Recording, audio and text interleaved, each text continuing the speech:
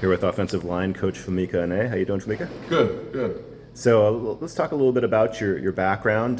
You played at BYU initially, starter as just a sophomore. I think you were all conference too, right? I Or was. close. Okay, yeah, okay. And Honorable mention. honorable mention. Yeah, I think that comes internally from whoever's coaching you gets that nomination for honorable mention. But the other coaches still have to vote on it. True. So your dad's kind of a legend in coaching. And did you intersect with him while you were at BYU? I did.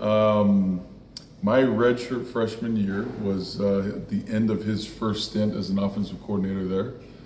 And then he went to the University of Arizona during my playing career, and then came back to BYU right when I was done. And so I got to work for him. So I was a scout team redshirt freshman guy when he was coordinating at BYU. So What did you learn from your dad? Did you get inspiration to coach, seeing him coach? I did. I did. My dad is my greatest mentor.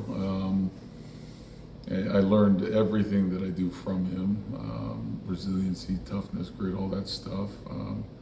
But I do come from a lineage of coaches. My grandfather was a longtime coach at the high school in Hawaii. Wow. Kahuku High School. I was just out at Kahuku for practice for the Polynesian Bowl in January. So yeah, that is the house my grandfather built. And I take great pride in that. My dad kind of followed in his footsteps. So I'm just, continuing the family tree of coaching, and I do consider it that way. I do look at it that way. And it is a great source of motivation and strength for me. So you got your feet wet coaching at Dixie State and Campbell, UT, San Antonio, UT Commerce, It used to be A&M Texas Commerce? A&M Commerce. It's now East Texas. Okay, that's what got me confused. Yeah. But then you came to New Mexico as offensive line coach, and the only way I can describe your performance there is a miracle worker, because you came in, and I think you had 2 holdover guys that didn't even play.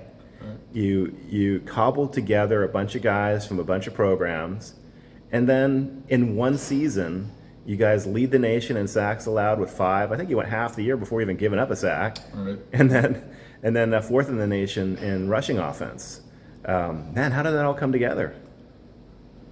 Oh, geez. Yeah, that was a tall task. What ended up happening is every starter on that offensive line this past year was a transfer.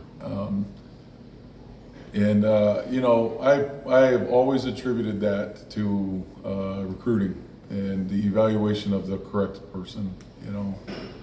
The way that I recruit and look at things is different in terms of, I really don't care first about measurables, and I really don't care first about how pretty a pass set is or stuff. It's all toughness with me.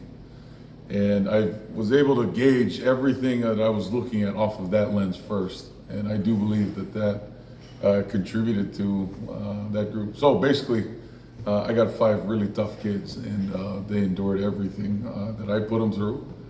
They endured everything that the season gave to them, and they just thrived in all of those situations. I will get text messages and calls from them when this article comes out, or whatever, if I do not mention that none of those sacks were given up by the 5. Oh, okay. So that was They took real late in the fourth quarter kind of stuff? Oh, no, they were positions outside of that room. Oh, okay. And they still guard that heavily, so they will call me on that if I don't mention that, because on paper it says 5, but for those boys it was 0 from the start to the finish of that year. So one of those guys is here with you now. Yes, he is. He is. Is that Luan? It is Luan. Young guy. I had recruited him in high school, and I knew what he was about. He ended up going to Tulane. I was at Texas A&M Commerce at the time, right? So he ended up going to Tulane, got back in the portal, but I had already known who that kid was and what he was about. So he came to New Mexico as a redshirt freshman, ended up starting for us and being one of the higher PFF graders at that position. And so, that was the same thing here. Recruited him here and then told him, hey, you already know how this thing goes and what I expect. But now we're talking about an elite education on top of that. So it all worked out. You know, and I told him and his mom this, you know, if I got hit by a bus on my way home, this is absolutely a school that you need to be at. So I have a very close relationship with his mother. So it all worked out in terms of him being here at Cal. So it was good. What have you seen on film so far with this offensive line that you have to work with? Very athletic and very skilled. Very athletic and skilled. They're smart. They know how to process a playbook and be where they're supposed to be. And to me, that's kind of been the connector piece. I do believe I was hired for a very specific reason on how to do those things, right?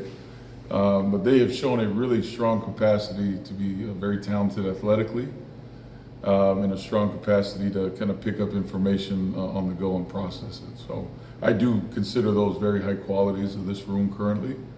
And man, we're fighting like crazy every day to bring up the other stuff. So you're working under new offensive coordinator Brian Harson. What's that been like so far? It's been great. That guy is extremely detailed. You can see why he's been a head coach at Power 5 schools, why he's been an offensive coordinator at Power 5 schools. The detail in which it takes to, one, coordinate an offense, but the expectation of our players to operate at, I think was the secret to why he's been so successful. And now that I've seen it in real time, it all makes sense, right? Because, you know, when you're playing at BYU, you know the Boise thing, there's a rivalry there, right? And you see it from our side. It's just tough dudes, but they're really good players, right? And they're very smart. And now I've seen the details of how that is, you know, with Coach Harson. And it all makes total sense to me why Boise State has been a perennial powerhouse program for so long. And it's because of the way that Coach Harson expects us to be his coaches and expects our offense to be his players. So. You mentioned toughness being a key ingredient for your offensive lineman. What makes an offensive lineman tough in your book? Well, in the recruiting process, to me, it's always been the third thing, right? School's mandatory, everybody does that. Football, I mean, in that arena, everybody's doing that.